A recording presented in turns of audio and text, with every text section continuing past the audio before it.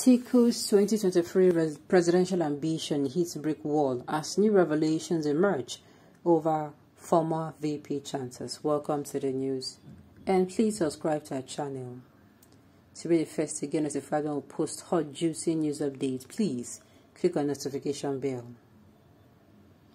The former Vice President Atiku'S has yet to make a declaration to contest the 2023 presidential election. Atiku, a chieftain of the People's Democratic Party, PDP, would slug it out with Saraki, Tambuwal and others to get the party's ticket. The Waziri of Adamawa was the presidential ticket of PDP and contested against President Buhari in 2019. The presidential ambition of a former Vice President Atiku'S ahead of 2023 is reportedly facing some challenges within and outside the fold of the major opposition party in Nigeria, the People's Democratic Party, PDP. Well, there is crisis in both the ruling party and the opposition party. In fact, the crisis has lingered for a long time. The one in the APC has become a full-blown crisis that is almost in every state. Like APC in every state is having issues. I don't know why. Then in the PDP too, I think they're having this crisis. I think one of the things that is even causing it is, okay, the southeastern region, everybody is saying, oh, even the politicians are saying, look, it is true. The Igbo politicians, the southeastern politicians, they are saying it is true. You know, we have been marginalized for a long time. We have not been the president.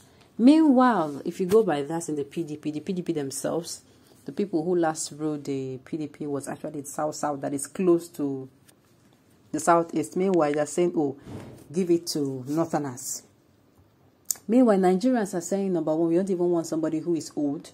Number two, we want somebody who is competent, who is from, you know, there are people, like a good number of people are saying somebody from the South, there's a good number of people are saying somebody who is competent, and the Northerners are dragging. So a lot of confusion is going on right now in the two parties. I'm sure they are not having a swell time at all. They are not having a swell time. The news in detail, please stay with us. Legit.ng gathered that Fresh Fast reportedly in March that Atiku'S closed-door meeting with his boss, former President Olusegun Obasanjo, ended abruptly. The national chairman of Good Governance Promoters League, GGPL, Adam Musa Issa, told Legit.ng that highly dependable source close to the meeting between the two leaders at the Presidential Library, Atiku'S, said Obasanjo informed Atiku that he already told the world that 2023 should be the time for young people to take over the democratic space. Obasanjo may not support Atiku'S ambition. He said that sources indicated that Obasanjo told Atiku he could not go back on his call for older politicians to play advisory roles and leave the stage for the younger ones. According to him, indication that the 2023 journey would be tough for the Waziri Adamawa on 1st March when former President Ibrahim Babangida hosted Atiku at his main residence and refused to even comment on the former VP's 2023 ambition. He said that Babangida had declared in a viral interview with Arise TV that he had identified with 4 young politicians with a better potential of becoming the Nigerian president, as he rejected the resettling of old-aged Nigerians as leaders of modern-day Nigeria. Atiku visits IBB in Mina. According to him, a few weeks ago, after Atiku'S visit to former President Babangida residence, Chief Raymond Dokbesi, Waziri's presidential chief campaign director, made Afenifere leaders to seek their blessings for his principal in 2023, for his principal's 2023 ambition. He added that a top shot of the Afenifere chief Ayo Adebayo reportedly told Dokbesi openly that he would not support Atiku'S ambition, saying, "I will not endorse Atiku because of his Atiku use and dumb style of politics."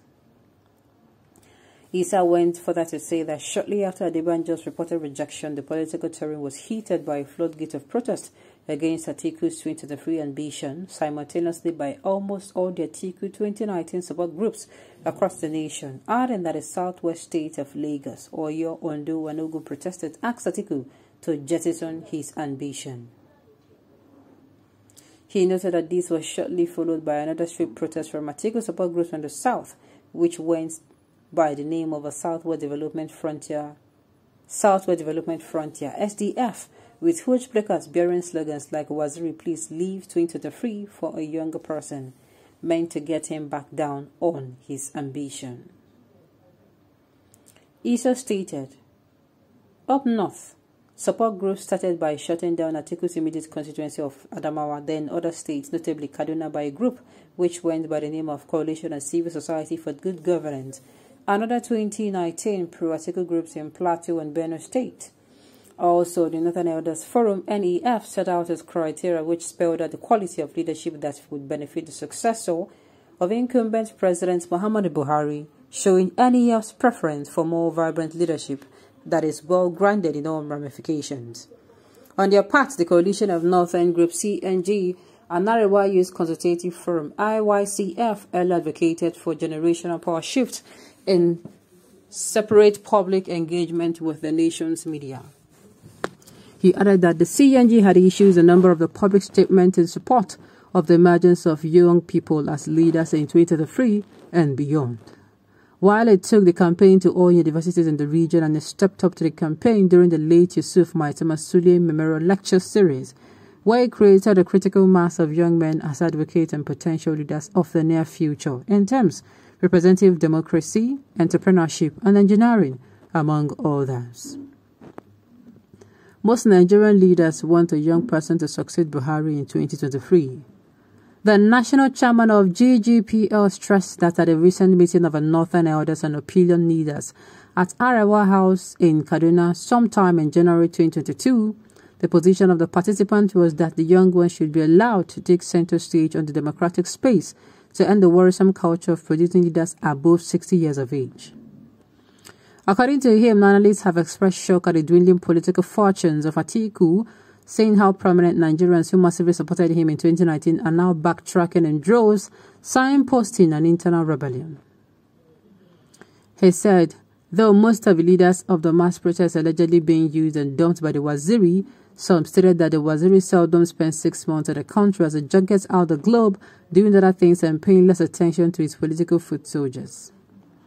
Issa stated that 13 PDP governors have taken a stand that is in sharp contrast to that of the former vice president, who had to secure a court order to affirm he is even qualified to even contest in 2023.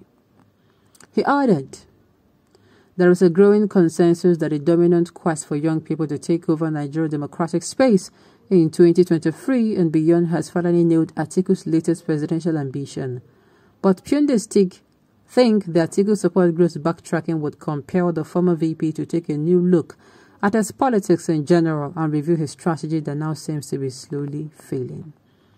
Everything here are the reasons why nobody that is old should ever come out to run for presidency, because we have tried them out and they have failed us. We need to try the young people. And the youth, stop criticizing those who come out to contest for presidency.